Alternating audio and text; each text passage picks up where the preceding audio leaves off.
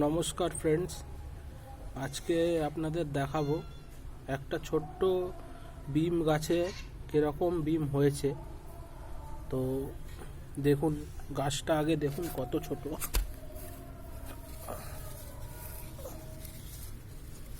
এই যে দেখতে পাচ্ছেন, এই যে এইখান থেকে এই যে এইখানে শিকড় আছে, এইখান থেকে আপনার 4টে বিম হয়েছে। এই বিমগুলো আজকে আমি হারভেস্ট করব। তো একটা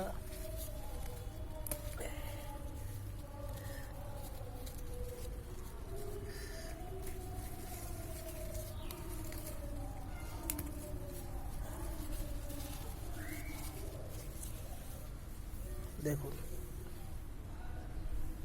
এই ছোট্ট একটি গাছে 4টে বিম হয়েছে। Thank you.